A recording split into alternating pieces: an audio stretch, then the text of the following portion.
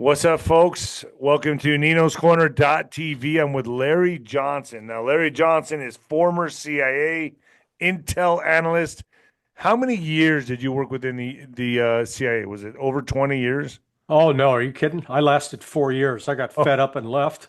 I went from the management at CIA is just awful, absolutely awful.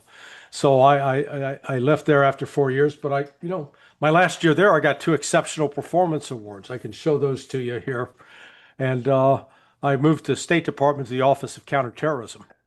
wow. And Okay, so when so you say the CIA was just unmanageable, just unbelievable, are you talking about just disorganized or just totally corrupt, or both? I was the regional analyst for Central America. Wow. And I had been the Honduran analyst prior to that, when Honduras was one of the top five foreign policy priorities, believe it or not, back in 1986, 87, 88. And so this was 1989. I got a new branch chief. She came out of Africa. Her background was in Africa. She didn't know one thing about Central America. I'd lived in Honduras. I speak Spanish. I'm almost a native speaker. And we were asked every morning, this was back, you will find this funny, I think. This is back in the day where we show up in the morning and you had to read through a stack of paper about this high because the messages weren't on email. We weren't getting Right, electronic messages. It right. was all paper. So Jeez. I was asked to go through this, stack of 200 pages and pull out messages that I thought that the front office should see and that I thought were important, that they were the most salient.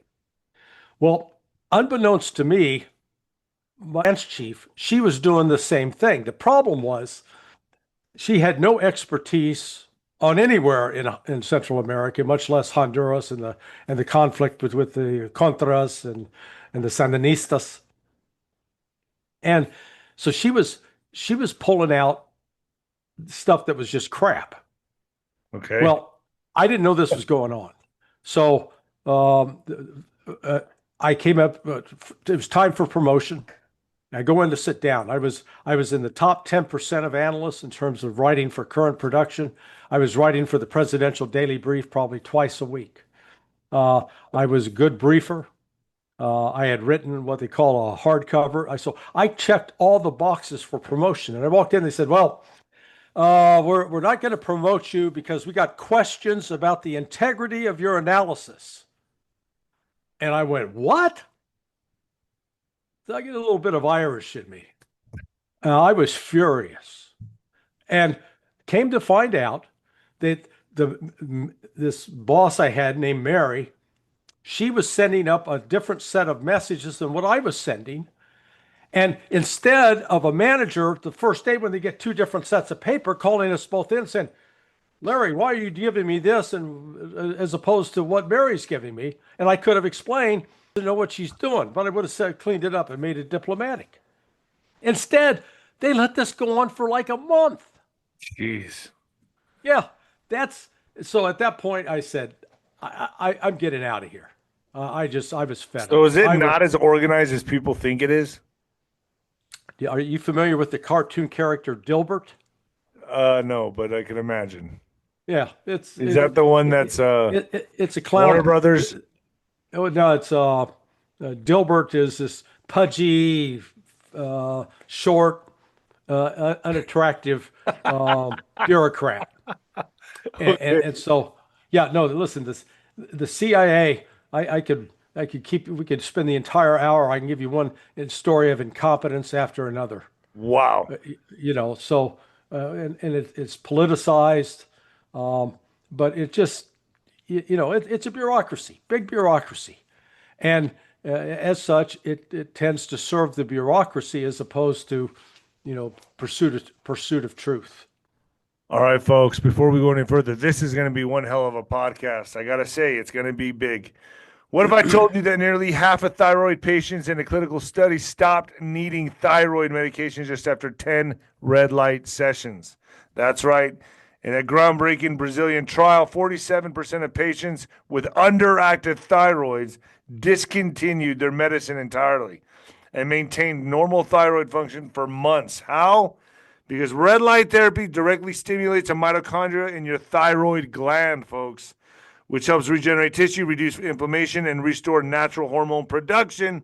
The secret is the wavelength. Red light delivers all 9 healing wavelengths, including the powerful 830 nanometer range used in the study, so your thyroid gets precisely the stimulation it needs for rebalance. No drugs, no needles, just light therapy. If you want to tap into this breakthrough yourself, go to myredlight.com, use the code Nino, get 10% off, folks. Get started on that. All right, Larry. Wow. So let's talk about for a second before we get into what's happening today. Obviously the big, beautiful bills on the verge of being passed. A lot of politicians don't want it to. The deep state's fighting Trump. I mean, it's a war behind the scenes. I feel like we are in that season or that window of terrorist attacks on our soil. I think this summer could be a very hot summer, lots of fireworks, if you know what I mean. And I want to get your intel on that. But first, before we get into that, I want to talk about a friend of yours, an actual friend of yours who I saw on YouTube many, many times talking about the war in Ukraine, giving his opinions on it.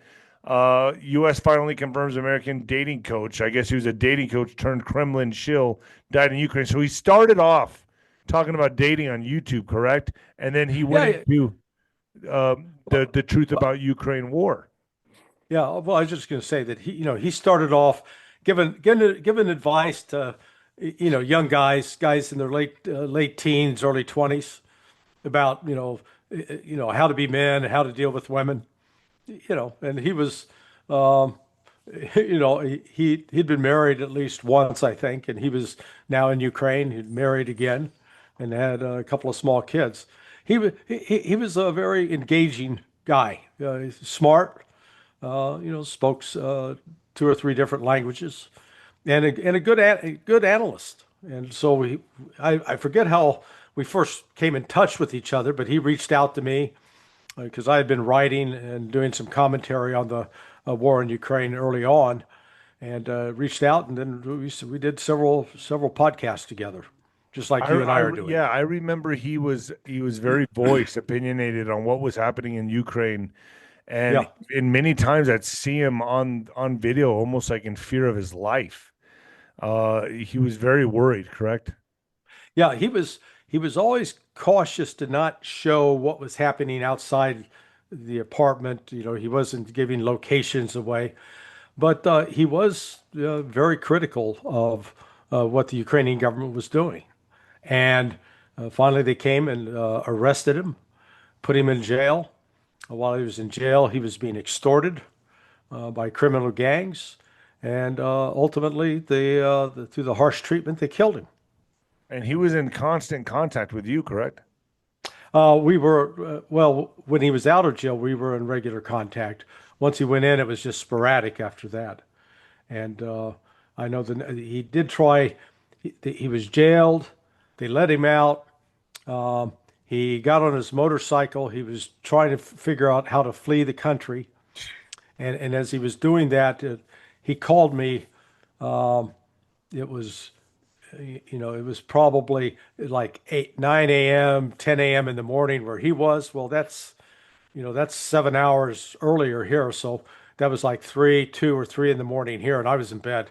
My phone was turned off, and I didn't get the call. Oh no! And that's the last contact I had with him. He then was disappeared into the prison system and was killed. Jeez, it's such a sad story, and I remember following him when all of this was going down and happening. I remember watching his videos, man. He had some of the greatest intel out there. He's an American citizen and was abandoned by the Biden administration and the State Department. So, but he couldn't go to the U.S. Embassy and try to seek shelter there. Yeah, he was, the embassy would have turned him over to Ukrainian authorities. Wow. Yeah. And that's what it was like under that administration for 4 years. Yeah. Fast forward to today. I wanted to touch on that briefly, but where we're at today with Trump, obviously, I want to get your opinion on it. Completely different administration. Things have changed. America looks perceivably like it's going the right way. Do you have opinion on that? Well, let's Domestically, I'd agree. I think we're moving in the right direction. I mean, particularly getting control of the illegal immigration that Immigration. has flooded the country. But, as we're discovering, you saw that Trump came under pressure from restaurant owners and hotels because it didn't matter whether you're Republican or Democrat. It is just there are Republicans who are making as much money off of illegals as there are Democrats. Oh, I know. They turned that around, though. They stopped Mm, that.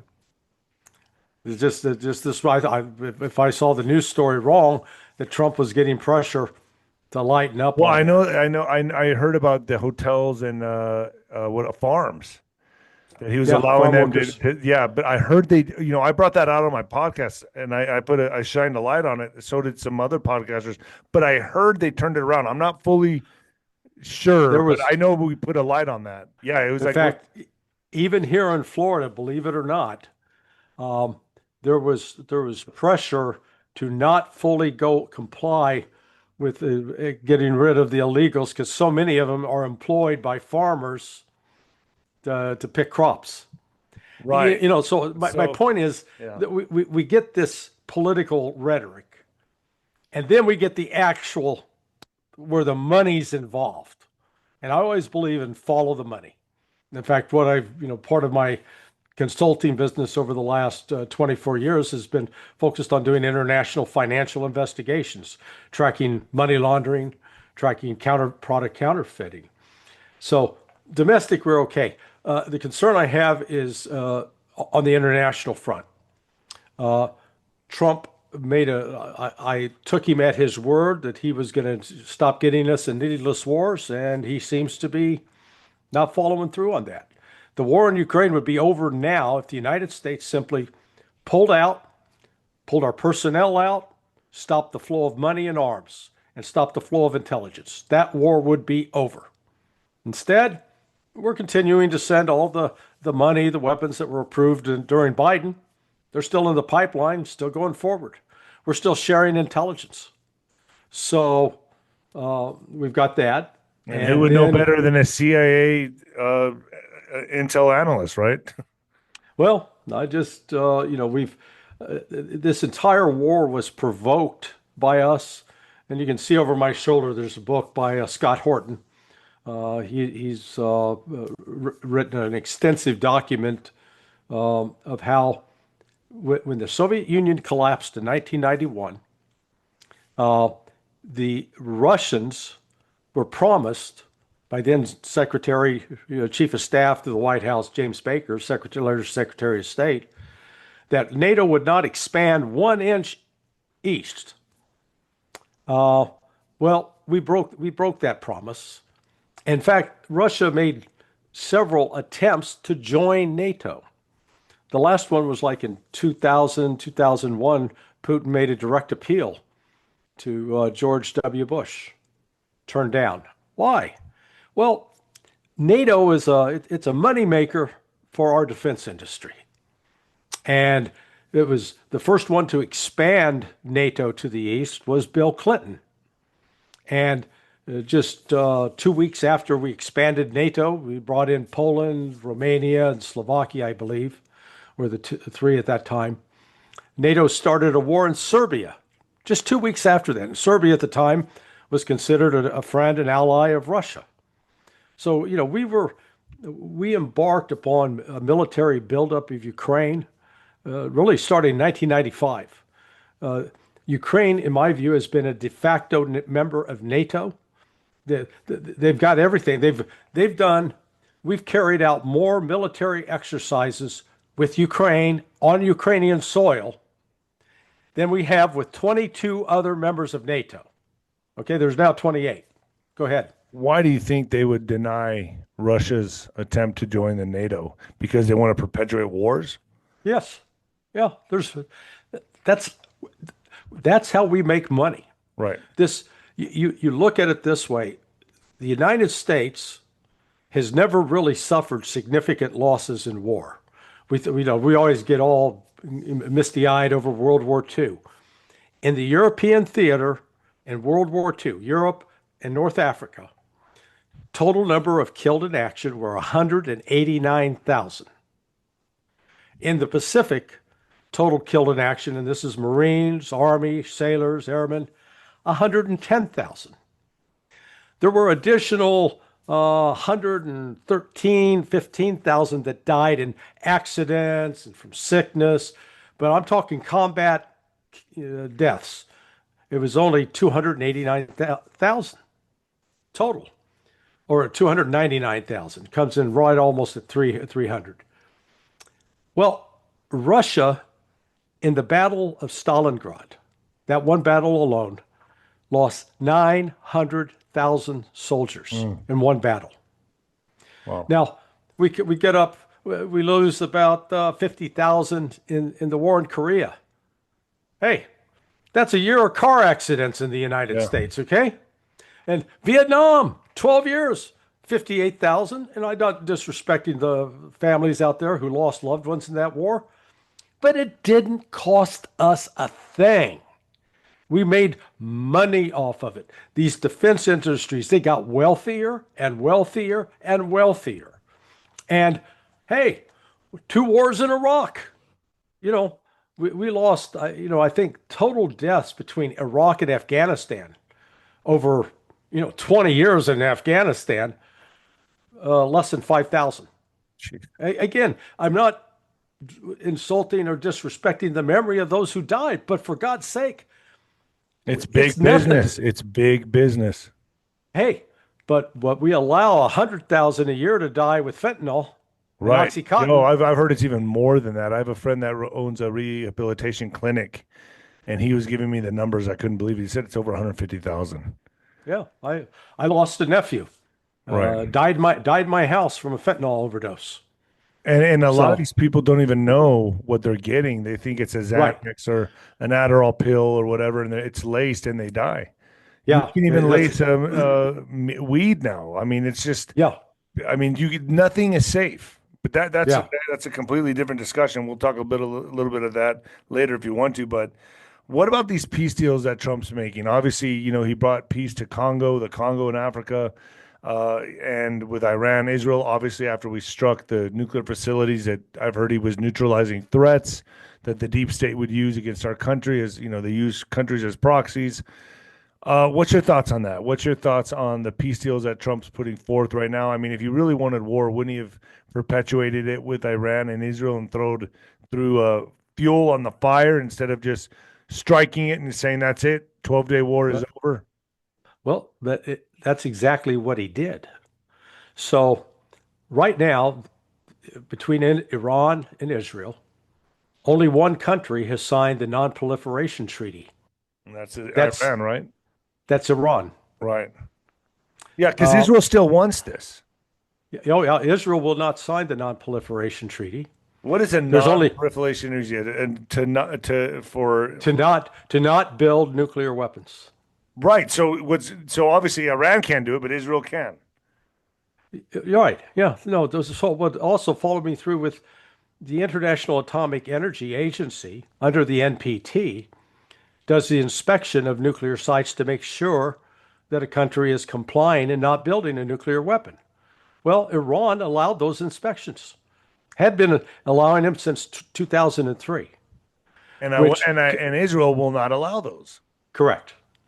So here, the United States was set to meet on Sunday, June 15th in Oman with Steve Witkoff and the Iranians to talk about coming up with a peace agreement, an agreement that ensured that the United States would be completely sure that Iran was not trying to build a nuke. And the reason they weren't building a nuke is it's a religious thing. It is against the Shia interpretation of Islam. So it was rejected as a fatwa, something that not an unholy act. Iran was more than willing to make that deal. They said, "Hey, you can come in, you can inspect our sites, you can put inspectors there." So that meeting is supposed to take place on the 15th, right? Donald Trump gives Bibi Netanyahu the green light to attack Iran. This was an unprovoked attack. Iran had not attacked Israel. This was And this wasn't just, the nuclear thing So if was they're a not trying to sideshow build a nuclear bomb, why do they have nuclear facilities enriching uranium? because they have nuclear power plants. And the isotopes, when you enrich it 20%, you're using that in medical isotopes for treating cancer. Wow. Okay. Okay? I mean, Ooh, there's so that's much. even a bigger conspiracy right there, right?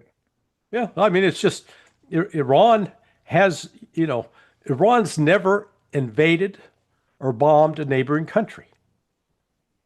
The only time in the last 46 years that Iran was invaded, that was invaded by Iraq.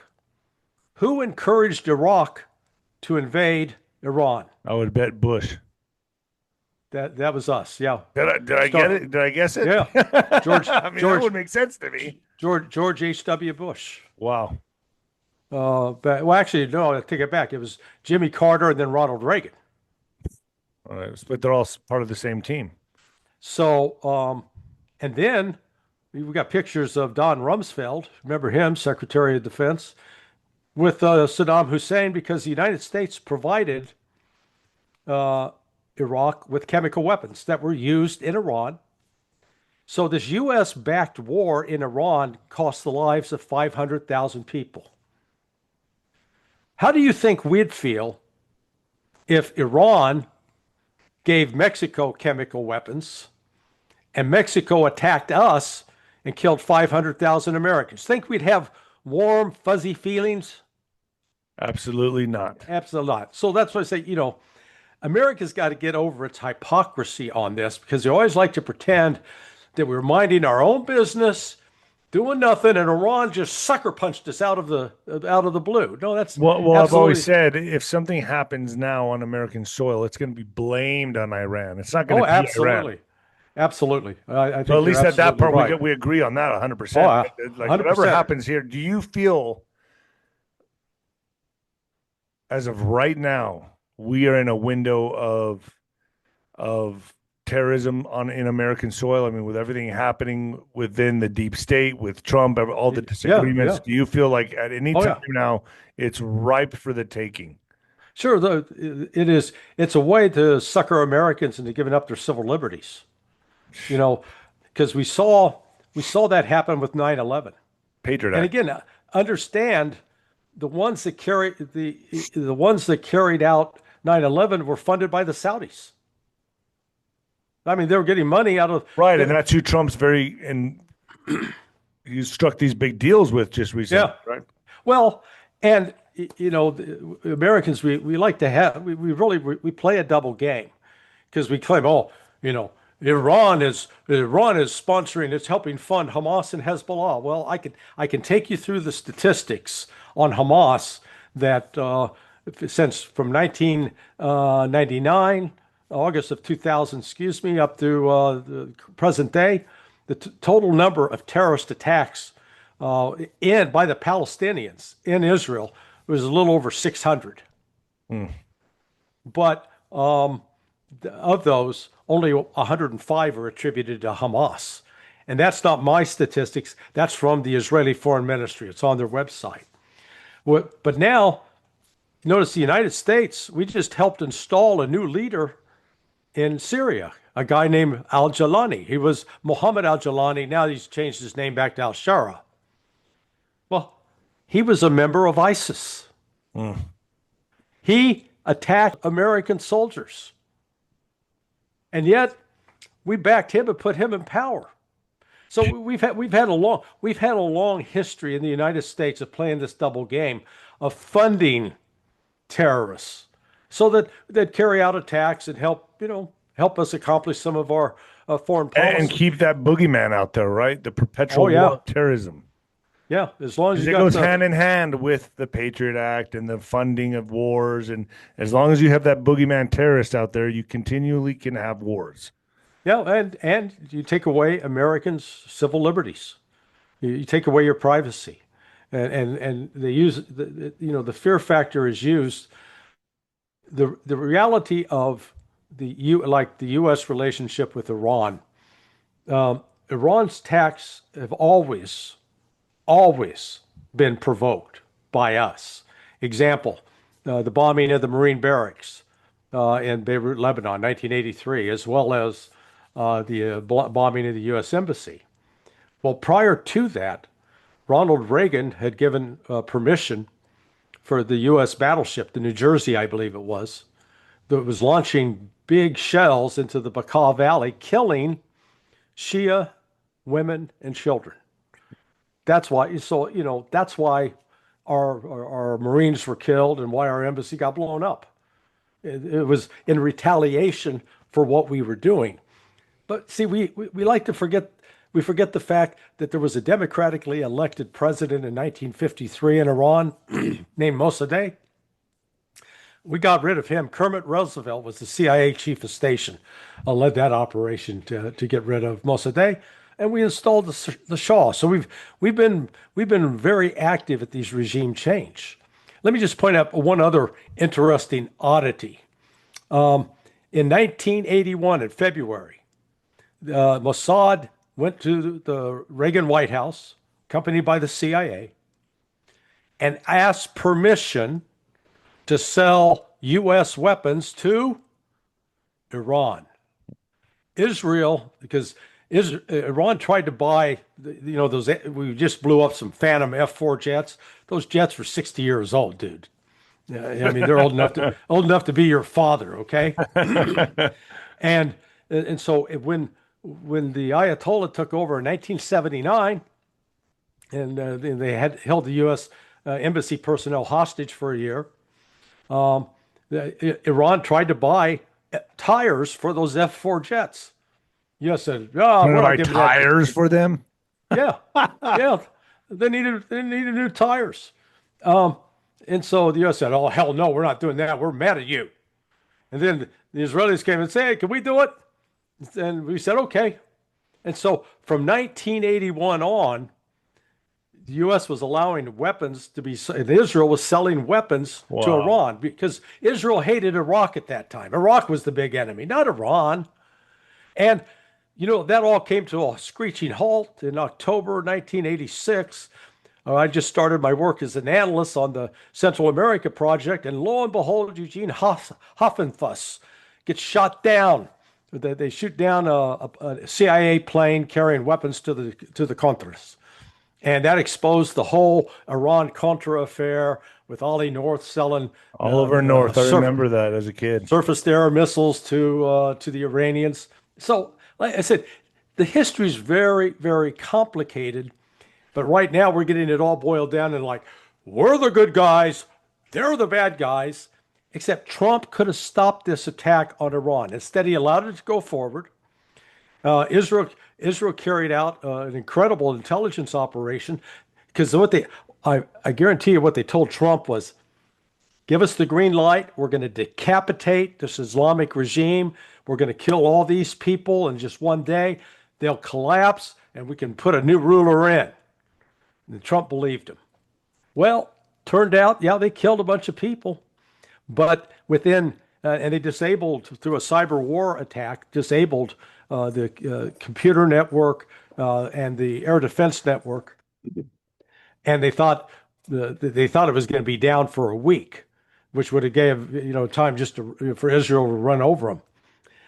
The Iranian techs with Russian assistance got it back up and running in 8 hours, and 4 hours later, Iran retaliated with ballistic missiles on Israel, and all of a sudden, Israel was exposed because their air defense system didn't work. The so-called, it was. Well, it didn't work with the paragliders either. If you believe, they really came from Gaza, and Hamas. Got to believe that first, though, right? The paragliders that penetrated Iron Dome and went in and killed. It's just. Yeah, it is. This war didn't turn out as Israel hoped it would. It caused more imbalance.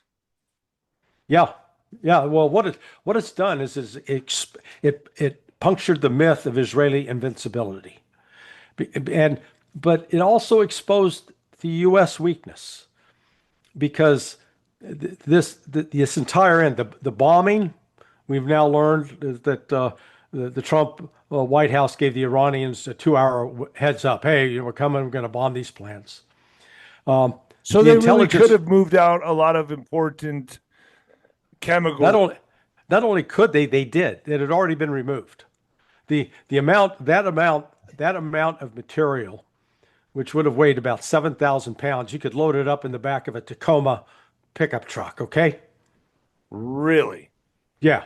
It's not. We're not talking massive numbers. We're talking a package. And wasn't there radar images of this or satellite images? Sorry, satellite images. Well, they had satellite images of trucks that looked like they were lining up, fully expecting the U.S. attack to fill in the entrances, to pack the entrances. So if something's packed, it's more difficult to cave it in. But I know from talking to a friend who's still active in the intelligence community, that the judgment of the intelligence community was all the enriched uranium, and this was before the attack, had already been removed. So, here's Trump saying they obliterated the sites. They didn't obliterate the sites. This was choreographed to create an off-ramp so that, again, we could declare victory and get Israel a ceasefire. Yeah, a lot of the. Go ahead. Sorry. I just say Israel is running out of missiles. They couldn't sustain this war. I heard another 2 weeks. It would have been almost impossible. Correct. Yeah, when you look at the damage Iran was doing, and Iran had ample supplies of ballistic missiles, ample, because they manufacture them underground and they store them underground. We don't really have a good handle on how many. We've got our estimates, but we don't know. Correct. So. So you're saying that the enriched uranium was removed? Yes, no doubt about it. So this was all just theater? Yes, and this isn't the first time it's happened. Could this be used to expose Israel? To expose Israel in the sense that now for us to send, it's time for us to send inspectors in to see your nuclear facilities, your program. The last president that tried to do that was John F. Kennedy. Okay, well that's a good point. What happened to him? Yeah, correct. So what do you think the big game is here? So what's going to happen from here? So Iran says, okay, we'll do the peace deal. You can come and inspect our nuclear facilities. Israel are they still the puppet master as far as we can see? Well, Israel certainly is pulling our chain, and Trump is dancing like a nice little organ grinder monkey to their tune. But, David, this has more to do. This really isn't about nuclear enrichment. This isn't about Iran trying to get a nuke. This is about regime change, getting rid of the Islamic Republic because they are now partners with Russia and China in an organization that's called BRICS, which stands for Brazil, Russia, India, China, South Africa. The reason Iran is so important is because of its oil supply and its supply of natural gas and its access to the Arabian Sea, the Gulf of Oman, and where it sits astride the Persian Gulf. The United States is facing, if you will, an existential economic threat from BRICS because the countries of Russia, China, and many in the global south are moving away from using the U.S. dollar. U.S. dollar is still sort of the primary currency, but these countries are now recognized as long as they rely on the U.S. dollar, they can be held hostage through sanctions. And that's what Russia demonstrated over the course of the last 3.5 years since the start of that special military operation, as they call it, in Ukraine, is the initial sanctions were claimed that they're going to destroy Russia, level it. Well, let's see, 2023, Russia grew 4.1%. 2024, Russia grew 4.4%. Now this year, its growth rate is down to 1.5% because they're getting inflation under control, and so they're deflating the economy. But in terms of what they call purchasing power parity, Russia's got the 4th largest economy in the world. Wow. That means you can go there, you can live, live quite well. Better than Japan, better than Germany, better than the United Kingdom, better than France. Wow, I never knew that. I never knew that. So let me ask you, I've always, I try not to be an echo chamber on my channel. I try to bring everyone's point of view, but everyone knows I'm a Trump supporter. I believe Yeah. there's an operation at hand, but I'm not going to discuss that with you because I do admire your expertise and I respect it. Um, I've always said when the pendulum swings left, it usually goes right. It's problem, reaction, Yeah. solution. I kind of Yeah. agree with David Icke on his theory of totalitarian tiptoe and how when it goes really far left, it's going to go really far right. And I'm kind of watching some things that are happening and it's raising some questions. Like the TSA all of a sudden gets this unchecked authority for people that are traveling in airports. The No Kings protests brings out the military, which I'm wondering more protests are going to take hold and all these things. I start to wonder: is it the same game being played here? Like, is it the same game? Is the hand controlling both sides here? The two wings of the same bird. What's your view on that? Are we looking at something here that where the last administration caused all these problems to where this administration comes in, cleans it up, and takes us an inch or a foot closer to the totalitarian tiptoe or police state? Well, we're already seeing it, unfortunately, with Republicans backing it. And let me just lay my bona fides out here. Okay. I'm the one that went to Devin Nunes on March 9th, 2017, to warn him how the intelligence community, not just the FBI, but also foreign intelligence, the Brits, were spying on Donald Trump and his team. Hold on. You were the one that went to them? Yeah, You went to Devin Nunes when? yeah. It was March 9th, 2017. I thought it was an Admiral Rogers who did that, that said that he was being spied on in the White House. Well, Rogers, that Rogers was the head of NSA. He went to Trump and told Trump what was going on. But Devin had now been named. He was now the head of the House Intelligence Committee, the 𝗬𝗃𝗃𝗃𝗃. And I knew Devin because when he was first appointed to that committee, I believe it was 2012, my next door neighbor, I lived in Bethesda, Maryland at the time, was the largest defense lobbyist in DC. And he said, "Hey, I got this congressman. He doesn't know anything about intelligence. Would you go brief him?" I said, "Sure." So I went, I took a buddy of mine who'd also retired from the agency. And we had like a 2-3 hour lunch with Devin, just giving him the rundown. So that's how I had access to Devin. What did Devin And I know? saw How much did he know at that time? nothing, Zero. zero. Well, when I went in, I said, "Look, Devin," because the previous Saturday, Donald Trump had come out and said the FBI spying on me. And then I had done, some TV commentary at the time. Actually, the only one who had interviewed me on it was Russia Today, the English news version of Russian television. And I was interviewed by them on a Sunday, and so I called Devin and said, "Hey," texted him. I've got all the text messages still. I said, "I need to come talk to you about something." So I walked in. I said, "Look, you need to understand. Here's what's going on. This spying on Donald Trump started with the CIA. It started in the summer of 2015.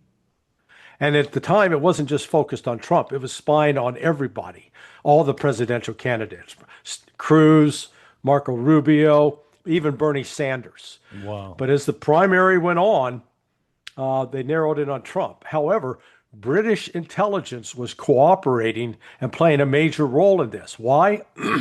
It's illegal for the National Security Agency to spy on Americans. It's not illegal for the Brits to spy on Americans. So they started the spying, and then at their facility in England, it's called GCHQ, General Communications Headquarters, what the initials stand for. Sitting right next to the GCHQ guys or gals are NSA guys and gals. And so it's just like, Oh, look, we collected this information. Pass it over. Wow. That's how it was going on. That's, I talked to George Papadopoulos like this because he didn't realize how he got set up.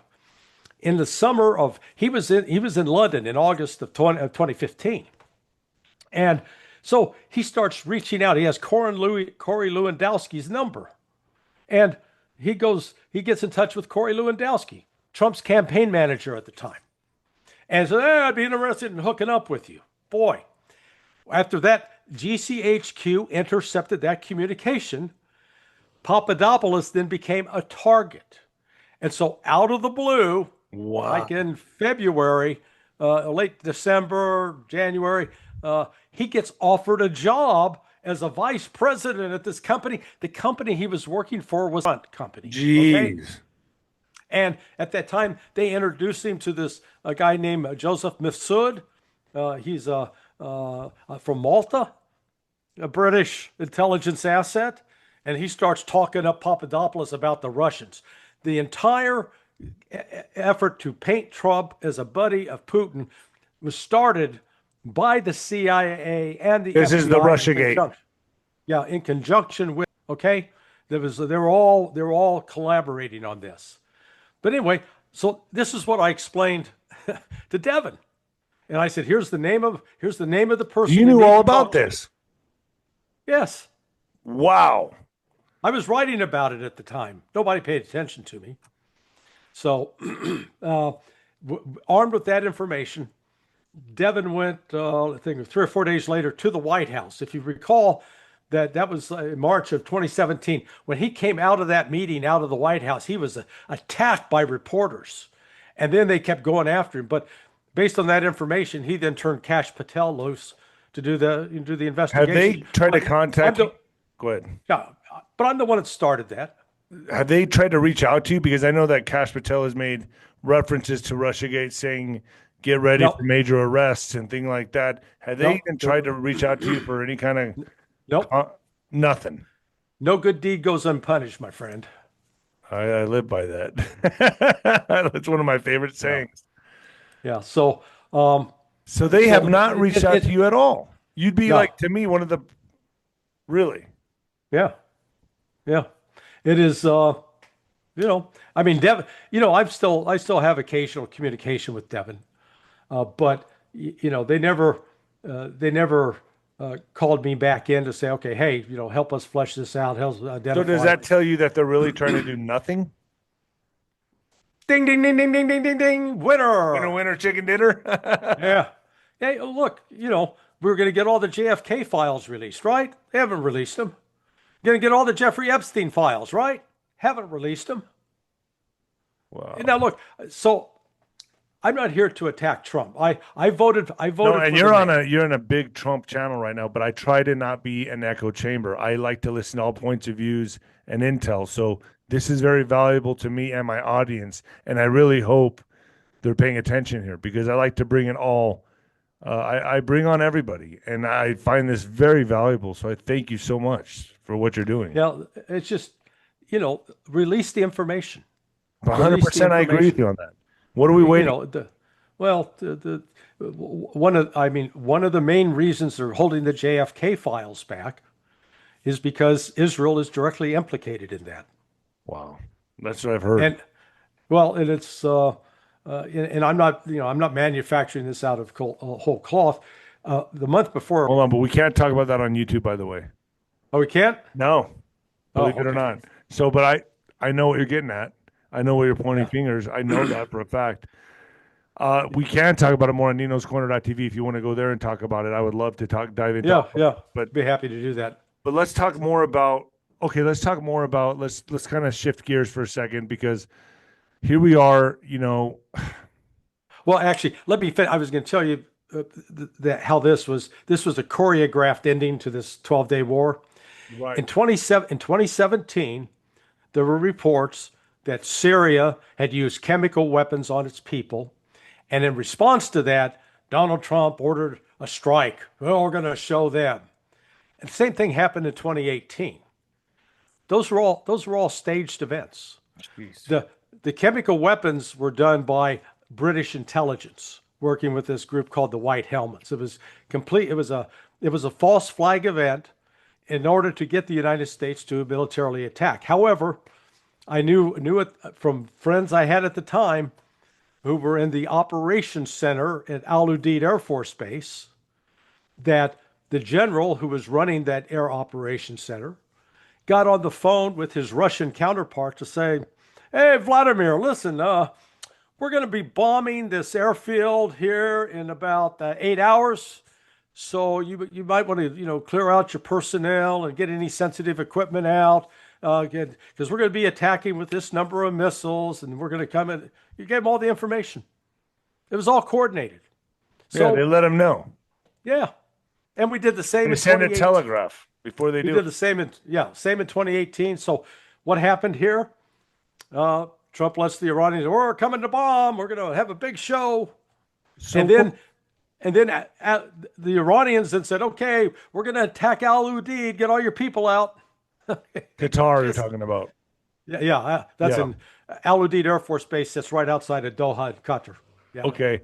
So where are we at now? Do you see, and then we'll take this back to Nino's Corner.tv if you don't mind, because I really want to dive deep into this stuff that we can't talk about. I'm fluffed to. But where do you see us now in this window of time? Do you see a terrorist event happening in America? I think the risk of a false flag is very high, and that it will be blamed on Iran, with Iran not being the culprit, and it'll be used as a justification for us to continue attacks on Iran. But as we saw, you remember what we tried to do with the Houthis, and this shows you it's the limitation on the ability of the U.S. military to, finish a deal. We fought 20 years in Afghanistan. We couldn't pacify the place. 20 years. And then we just gave him everything. Yeah, it wasn't. We said, "Well, we just didn't try hard enough." Look, you're too young to remember Vietnam. I do. That was our excuse at the end of Vietnam. We just didn't try hard enough. Well, we tried plenty hard.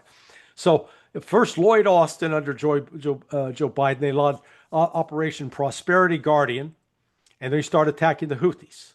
And so for 15 months, from December of 2023 until Trump is inaugurated in January of 2025, the U.S. had we had an aircraft carrier station there with the destroyers, and we were bombing, trying to stop the Houthis from interfering with ships. Couldn't do it. So Trump comes in and says, "I'm going to show them." They weren't trying hard enough. Now, during that 15-month period, the Houthis shot down one Predator drone, MQ-9 Reaper, one a month. Damn. So they had down 15. In 15 months, they had down 15 Predator drones. And the reason for those drones was, when you've got mobile missile launchers out running around the mountains and valleys and deserts, you got to have something that's on top of it real time, giving you live imagery, so that then you can actually have a good chance of hitting it. Because otherwise, you can't see it, can't hit it. So that's why those drones were over there. That's why they were getting shot down. So Trump comes in and says, "By God, we're going to do it. We're going to go show those Houthis," and launched the operation. It was still under Prosperity Guardian, but they put a different name on it. And over 7 weeks, the ensuing 7 weeks, the Houthis shot down one Predator drone a week. So they went from doing one a month to one a week. You say, "Well, so what?" Those are $30 to $35 billion a piece. Damn. So Damn. you shoot down 7 in 7 weeks. Wow. All of a sudden, you're up to almost $250 million. Okay, so then on top of it, we lost 2 or 3 F-18 Hornets, and those airplanes, at least 2 got dropped in the ocean. The third one crashed. So that brought up, between that and then all the missiles we were firing, we were up well over $1 billion in just 7 weeks. So remember, Trump declared victory. Hey, the Houthis have capitulated. Sayonara, we're out of here. We pulled out of the Red Sea. Well, the Houthis didn't capitulate. They had a victory celebration. They had a parade. And they continued to fire missiles into Israel. They just fired another one yesterday. And they continue to shut down the Red Sea. Any ship that's heading to Israel, they're not allowing it to pass. Now, what did we accomplish? What we accomplished was showing the world that these Houthis stopped the U.S. Navy and the U.S. Air Force. Wow. Now, once again, I don't know why Trump did it, to go out and say, we obliterated it. You know, my attitude is, let's say you did, downplay it. Yeah. Underplay it. Don't overplay it. You're not trying to sell me a piece of property. You know, in fact, say, oh no, man, I'm not sure what we did. Right. Let them tell the story, because So- it doesn't strengthen our strategic position to be out front saying, oh man, we obliterated it, and then watch in 2 or 3 weeks, those sites are going to be up and running. Maybe. So do you think there's going to be a terrorist attack on our soil that sucks us back into this war? I think it's definitely possible. Yes. Just as happened on 9/11. Okay, so I've heard it could be that size or even bigger with all the immigrants that have come through the southern border that could be activated, that the next attack could be something like we've never seen before. Yeah, I'm not sure, you know, what they call sleeper cells and activation. From the standpoint of a lot of the skills, whether you're building explosives or shooting firearms, I mean, you know, those are the two categories we're looking at here. Those are perishable skills. You know, you've got to be able to maintain that, and you maintain it by being able to, you know, exercise or do those activities. Now, you know, maybe some of these shooters have gone, you know, some of the, you know, potential sleeper cells are active members at a gun range somewhere and regularly shooting. You know, that could be. But again, when these attacks take place, it is usually, you know, it's usually designed. It has more of a purpose politically, domestically, to get Americans where they're saying, okay, yeah, we'll give up our civil rights. The totalitarian tiptoe. Yeah, you can spy on us. If we say the wrong thing, you can arrest us. You know, if you enter a government building and we decide we want to call that an insurrection, then we're going to call that an insurrection and make you criminals. Right. For peacefully protesting. And like what happened? Yeah, and we're that's I was avoiding talking about that, but that's Yeah, exactly but what we it's could, yeah. but and we've seen such a double standard there, where, you know, these leftist groups get to storm state capitals, and they even stormed the U.S. Capitol. Cities. And they're not riot they're and not, burn down cities. They're not put in prison now. But again, I come down on, you know, we need to protect the civil liberties, even of those we dislike. You know, there was back in 1978, was it 78, 79? Supreme Court ruled in favor of a group of neo-Nazis who were allowed to march in Joliet, Illinois. Now, this section of Illinois had a lot of survivors of the Holocaust and a heavy Jewish presence. But nonetheless, the Supreme Court back then ruled that those marchers could march. Now, I'm not endorsing what they were marching for at all, but part of the strength of our country is that we could entertain even those with repugnant views, because we believe, more importantly, in the principle of free speech and liberty. Now, I come at it, you know, I'm a 1600 American from the standpoint. My first relatives started showing up around 1620, 1621, and continued to arrive. My fifth great uncle was the Secretary of the Continental Congress, so Charles Thompson. So, you know, I had 28 ancestors that fought in the American Revolution. So I value this country, what it stands for, what it's supposed to stand for. But that's when I get and start speaking out when we go astray of our values.